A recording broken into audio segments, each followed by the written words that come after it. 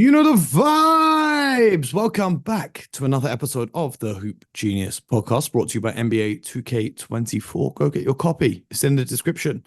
It's myself, Mo Mootsie, alongside me as always, Iowa University's finest, Mr. BJ Armstrong. I seen Oh, the hoodie. I had to switch man. up the intro. Oh, Fresh throwback. hoodie, huh? Yeah, well, it's just something I put on. We got a little cloudy weather out here in California today, so Yeah, this is when you told the story the other day about living in San Francisco and buying your convertible car, it reminded me of a picture I saw when you went back to Iowa and were given a hero's reception, and they made you parade around on an open top car, and it was like the president had pulled up to the campus. So I see you shining, big man. I see you. No, it's those are good times. Well, those were good times. Good times. I'm And man. Listen, my college, my university wanted me to come back and give a talk, and I said to them, "Well, seeing as I'm in hundreds of thousands of pounds of student debt to you guys,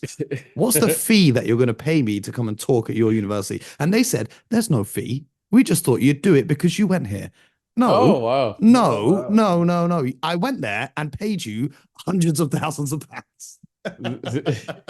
So if I'm going to come and work for you, I'm gonna get paid. So Yeah, to anyone who listens to this from my old university, you will not be hearing me speaking until they run the check. Anyone who works for my former university, tell your boss to tell their boss. Okay? Okay. Anyway, BJ, you ready for more trade rumors? I'm ready. Let's do it. Okay, you're gonna laugh at this one. Okay. Your favorite team to talk about recently, the Los Angeles Lakers, are Who are they getting? reportedly standing pat at the trade deadline, despite LeBron being kind of passive aggressive with his tweets and interviews.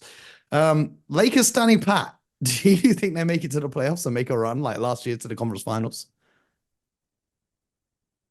I think at some point here, as an organization, the Lakers have to do the following.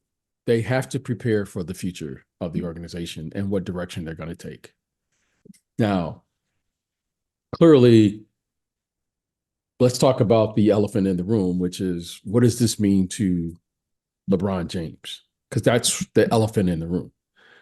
We all know he's going to be an unrestricted free agent at the end of the season. We all know that the Lakers would love to have him back in their uniform and continue the process of trying to figure out how to build a team around him that can compete, because that's the timeline that he is on. However, they can't keep trading first round picks. At some point here, they're going to have to start preparing for the future. At some point, they're going to have to start getting back in the draft and trying to build a team. If it's one thing, Mo, that you've heard me say, and I like to be consistent, is if you're going to build a team with any sustainability, you're going to have to do it through the draft because of the way the salary cap is structured, especially and after next season with the new CBA. So at some point here, everyone is going to have to comply with the rules of the salary cap and the way it's structured and the way you're going to construct your roster and build your team. So it makes total sense to me. And I think it's going to have to be a decision that whether LeBron is going to want to have to comply with or find a place that maybe is on a different timeline. Yeah. So I don't think there's any. Listen, I know they would love for him to finish his career in LA.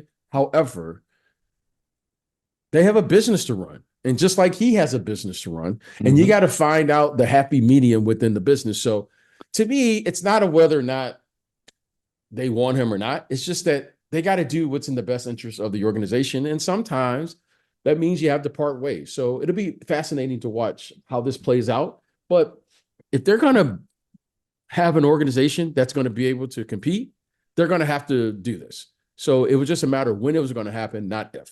Yeah, the Lakers have the 2029 first round pick, which is kind of valuable considering LeBron probably won't be around. Or you never know with LeBron, he might still be playing in 2029. But they're looking to hold on to that for this summer where they'll have up to 3 first rounders that they could make a big splash with. Or if LeBron decides to leave, they can then use those picks. Before we continue, BJ, the All-Star reserves just got announced, and Scotty Barnes and Trey Young will be playing for the Eastern Conference, Oh, replacing bravo, Julius Randle. bravo, And but it got me bravo. thinking, BJ. It got me thinking because you played in All-Star Weekend, but you've also had years where you weren't involved in the All-Star Weekend.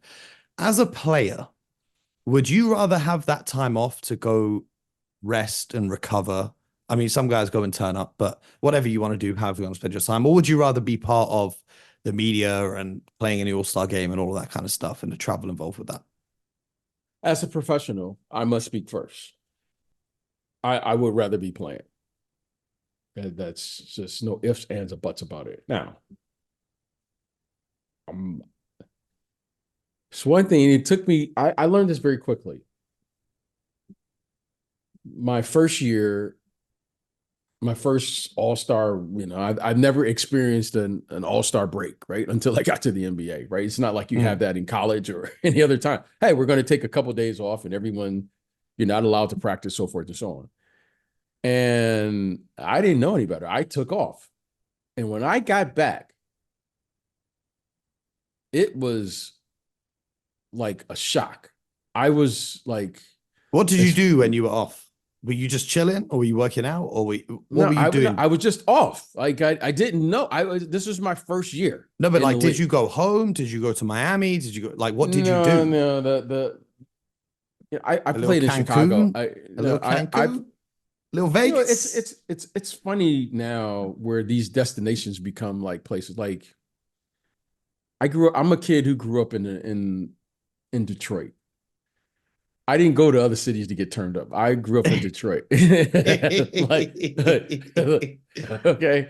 I didn't, you couldn't tell me Detroit wasn't the greatest city in America. Okay. That's all right. Now, I didn't go to other places. And if you ask me, Detroit is still a pretty nice city. Okay, I'll take your word for However, it. now this new mentality that you have, now people go places to get turned up or whatever it is they do. Grinding Yeah, for an whatever hour it is, whatever it in the is you day. do. Like, so in my day, the last thing I wanted to do was go and get on another plane in another hotel in another city. That's what I do for a living.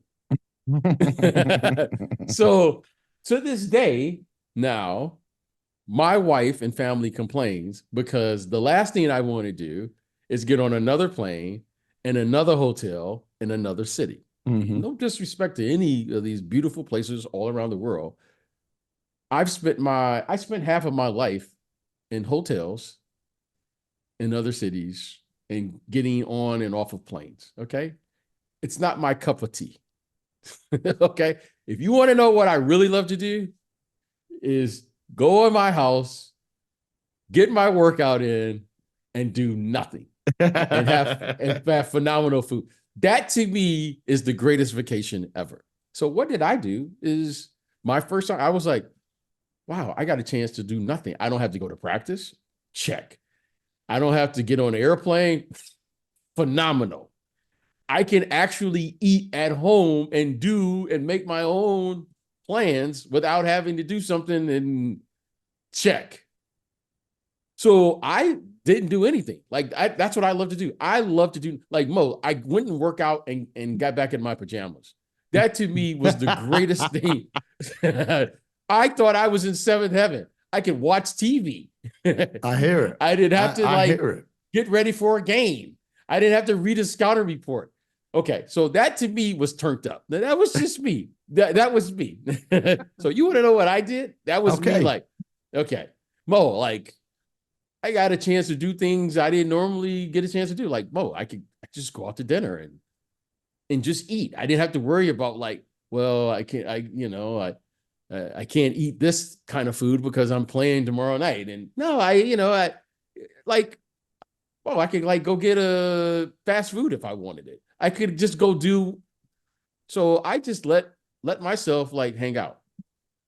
Now today, you know, everyone's going to Cancun and doing all those things, and then you got to fly back, and then you got to do these things. So I if I had to do it, if I had to get on a plane, why not go play in the All-Star game? It's better for my business. it's better for what I was doing. And I did nothing. So the very first time, that I actually didn't do anything, I didn't realize the importance of working out. Like, it takes months and months to get in shape, and it takes like 2 days and you're totally out of shape. So what I learned to do, Mo, was I always tried to have an unfair advantage in the second half of the season, because I knew most of the guys didn't work out, especially the younger players. I knew some of the players did like to go on vacation. So, Mo, I always tried to be in like tip top condition, so that the first 8 to 10 games or so, when guys came back, I just had an unfair advantage. So I extended myself. I tried to play harder because I always wanted to maintain to be in shape, because you knew guys weren't in shape. And how I picked up on it was, I always, because Michael and Scotty were always in the All-Star game. And those guys, when they came back, they were always in shape because they got a run on Sunday. Mm-hmm. So the next day, Monday or Tuesday, when they got back to practice, they were always in shape. And I was like, why are they in shape? And they were playing. And I was like, oh, because I haven't had a run in over a week because of the time off. So I was like, no, if those guys are in shape and I'm in shape, that we should have an advantage. But that's how my mind worked, Mo. Like, I just wanted to win. So I kind of picked up on that. I tried to get a run in. I would go to the clubs and play. Not the nightclubs. No, not the Just to nightclubs. No, clarify. I would go to like, a club where they had basketball, and I would play. And I would just play just to do conditioning, so that, Mo, in the second half of the season, Mo, like, I love, like, one of my favorite things to do was I would pick up full court and press guys in the second half of the season, because I knew they weren't going to be in shape. And that's why they call it, you're like sluggish when you come back.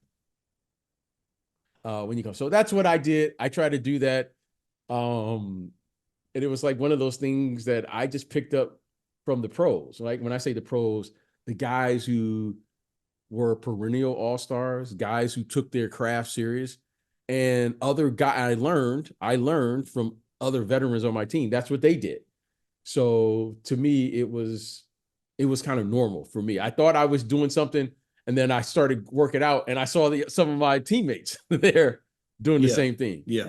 Because you don't want to get out of shape. So Okay. that's what I did. Well, back to these trade rumors.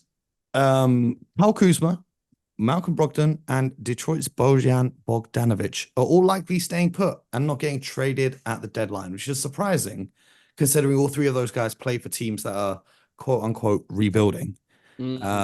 So I don't know if that will stick or if anyone's going to make a move, but a team like Phoenix, who would love one of those guys for their depth, it says that they're unlikely to make a move because they don't have the assets.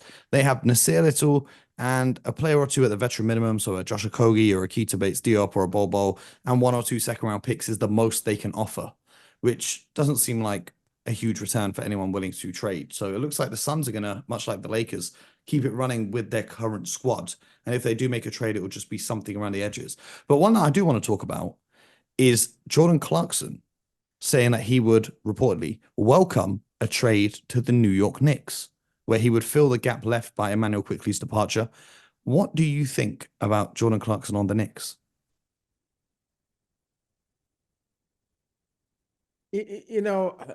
I just look at the finances now of what these teams are trying to do.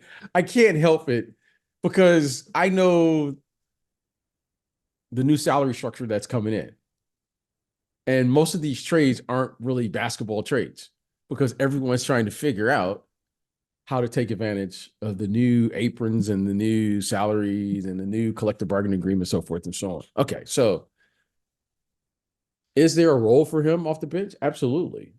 But then I start looking at the salary and I go, okay, here's how it works. Okay, you have Brunson. Okay, now you have Hart. You have DiVincenzo. You just signed OG, right? Right. And that's signed. You traded for him, who's up for an extension. Jordan Clarkson is, he's got to, I don't know when his deal is up, but so I just start looking at the salaries and I go, Well, Jordan Okay. Clarkson's on an expiring contract. Yes, but he's sixth man in the year and so forth and so on. He's going to be up for a deal. Mm-hmm. And that's going to come with a nice price tag with it. I mean, it's so so I'm looking going, all right, sounds good. Sounds great. But financially, I don't see how it works, right? And but I think his personality probably fits how they play. I think it would be a good fit for them. But if they wouldn't if they wouldn't pay quickly, I don't know why they would look to pay someone else. I mean, Quickly was there performing on a rookie scale contract. Mm-hmm. So I think they probably love his talent, but I don't know if it fits their timeline. But that's just me. I'm just looking at it from a pure business standpoint. Okay. Well, the Milwaukee Bucks remain aggressive looking for upgrades. One player that's came up in their discussions is Dorian Finney-Smith. They don't have too much to offer. They have the number 35 pick, just an early second rounder, Pat Connaughton and Campaign as their most likely outgoing scenario. I think Dorian Finney-Smith would be fantastic to be added to the Bucks because he provides with that perimeter defense and he could spot up and shoot some threes. But do you think that that trade package would be enough for a team like Brooklyn, who are reportedly looking for, what are they looking for here? A first round pick, more than a late first round pick for Dorian Finney-Smith. Well, if that's what they're looking for, then the answer is obviously no.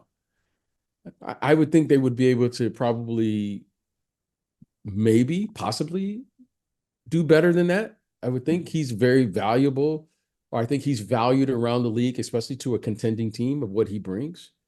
So I don't think that would, just off the top, I don't think I would do it unless I was able to kind of, survey the situation and get back something that really would help me. I don't know why you would give a player away of his caliber without being able to replace that.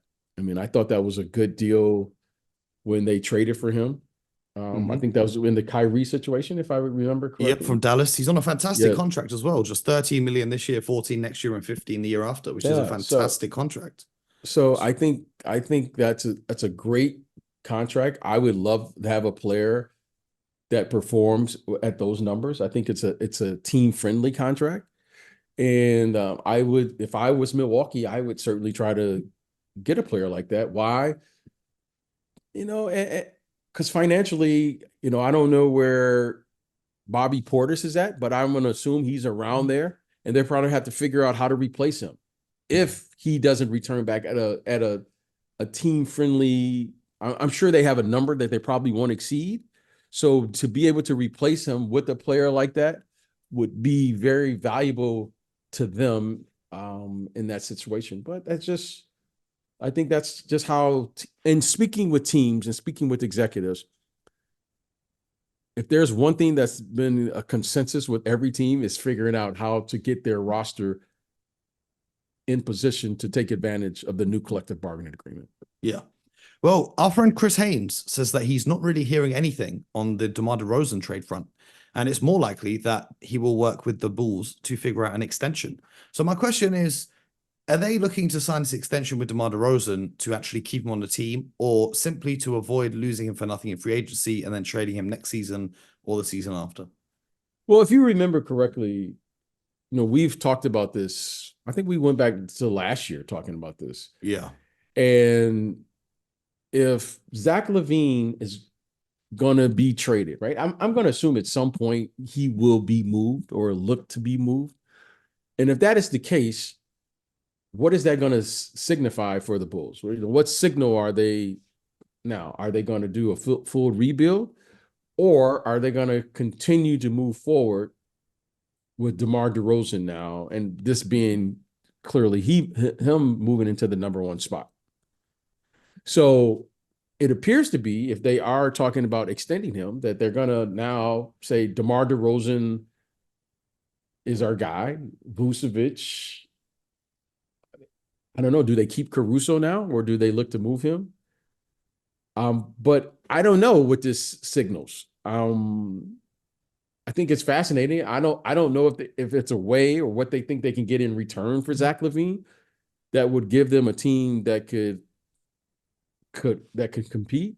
But I think it's great dialogue for DeMar DeRozan. I think he's valued around the league, and I could see the Bulls doing a 2+1, maybe a 3-year deal with him at his age, which I think would be terrific.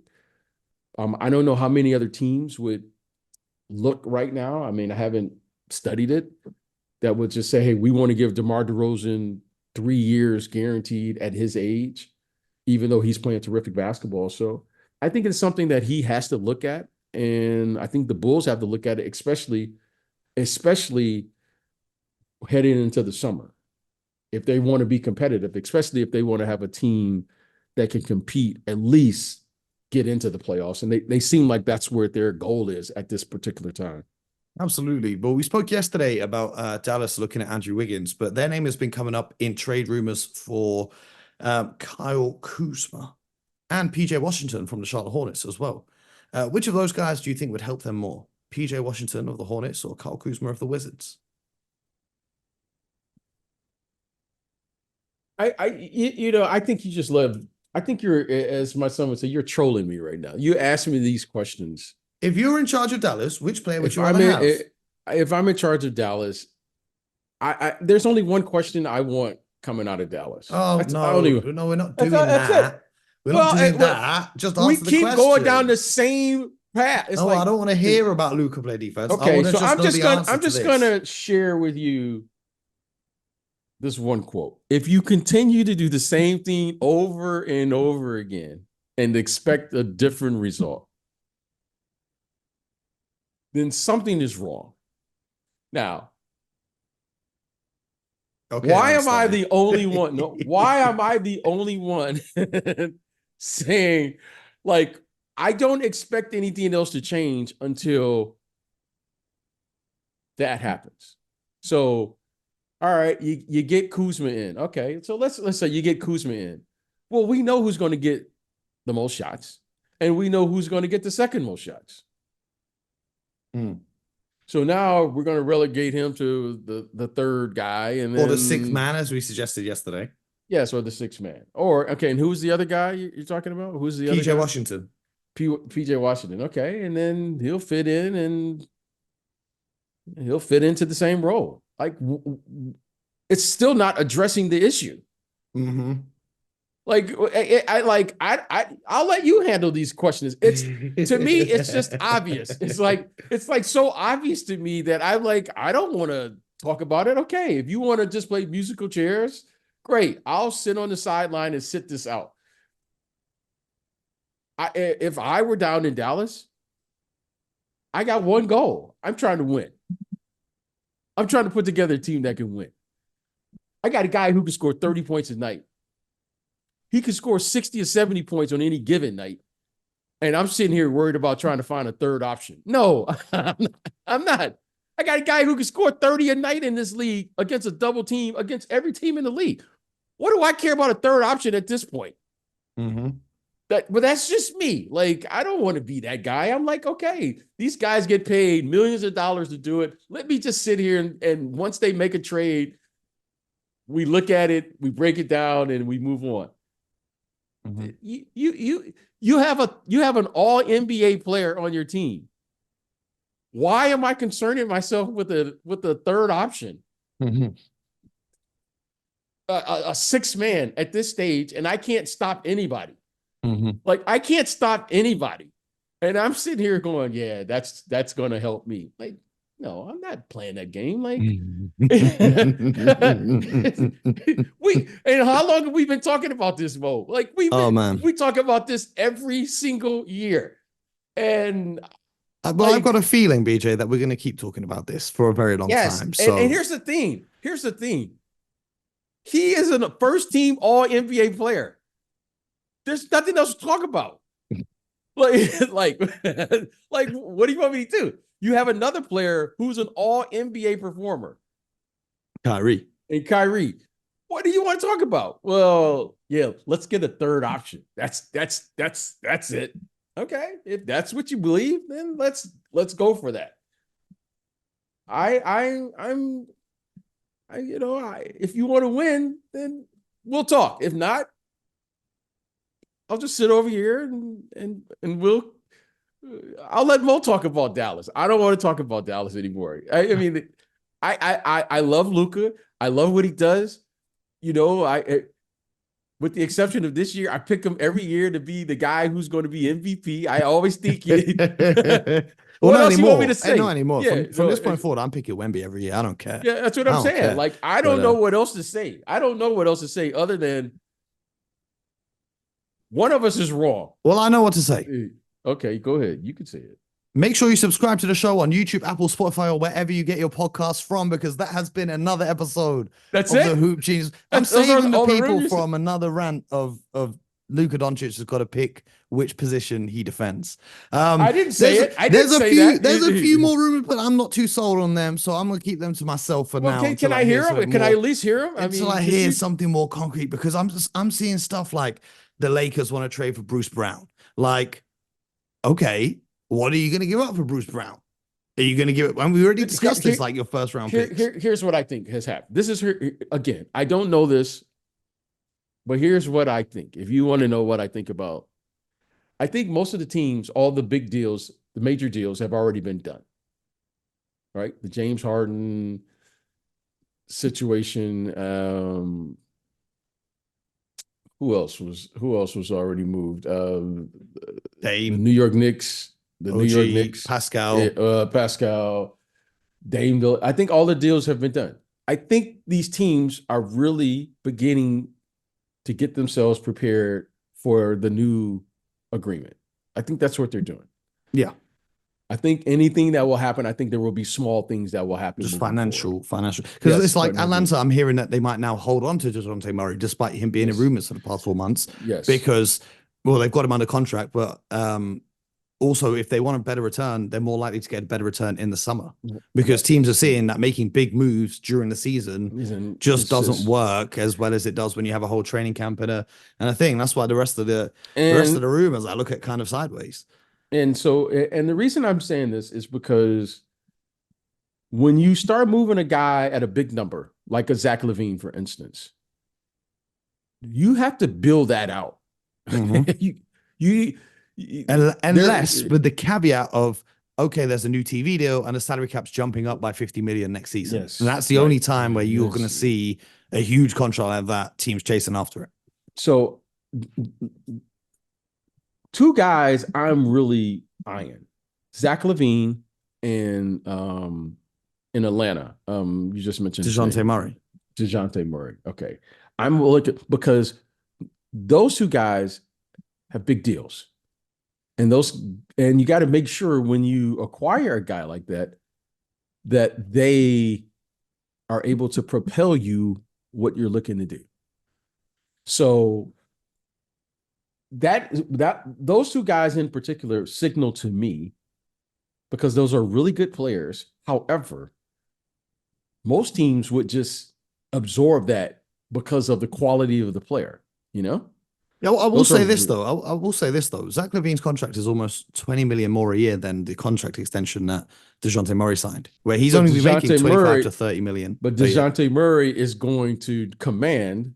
That's the deal. So he's under contract till 2028. He still has his 4-year extension kicks in next season. Who? DeJounte Murray? DeJounte Murray. Yeah. That's why I think he's on a decent deal, because as the salary goes up, that 25, 26, 28, 30 million for a player of his caliber is much more attractive to me than Zach LaVine, who's making 40, 43, 45, 48. Like, the difference between those two guys, with all due respect to Zach LaVine, isn't a $20 million difference for me.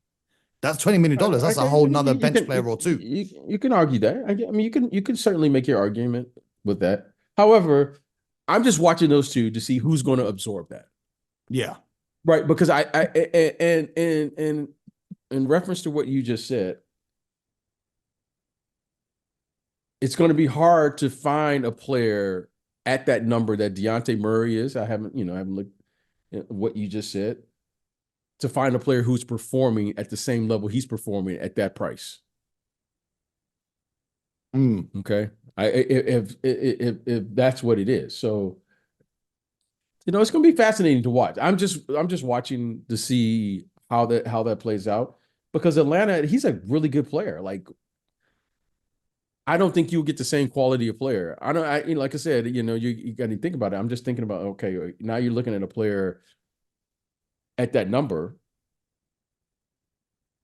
and to see that he's going to get a play back. I didn't realize he has what, 4 years left. He Yeah, has 4 year extension. It says on my sheet over here. Oh, really? I didn't realize he had 4 years left. When did he sign that? Last year? DeJounte Murray signed his extension, a 4 year, $120 million deal on the, I think it was this summer, 2023 free agency. Oh, really? Yeah, 7th of July. Okay. Yeah, that went under the radar a little bit. Yeah, that was. I didn't recall him signing that. Okay, all right. And then they want to trade him already. That's interesting. Yeah, it's Atlanta. It's Atlanta. Yeah, that's Atlanta like to do this thing. I was saying this on my stream the other day. Like John Collins, right? He finally got traded this, but he was in trade rumors for like the last 4 years. Do you remember? Do you remember Josh Smith? yeah. Every year it seemed like he was in trade rumors as well while he was with the Hawks. The Hawks just love to have guys that are just in trade rumors constantly. I don't know why they do it, but they do it. That's their thing. That's fascinating. All right, well, Yeah. we'll see what tomorrow brings. We'll be back with more tomorrow, man. Hopefully these rumors turn into actual moves and we can discuss the basketball side of them. But until then, like I said before, make sure you subscribe to the show, YouTube, Spotify, Apple, wherever you get your podcast from. And if you're not already part of our Discord community, make sure you join. The link is in the description below. Once you join, you just have to click one of the icon emojis. Click the NBA emoji if you want to talk NBA, the 2K emoji, you want to talk 2K, and get in there because honestly, some of these guys are hilarious, BJ. If you could see some of the things these guys say, I've just been reading the chat and cracking up all day today. So make sure you get involved with the Discord. But until next time, get buckets.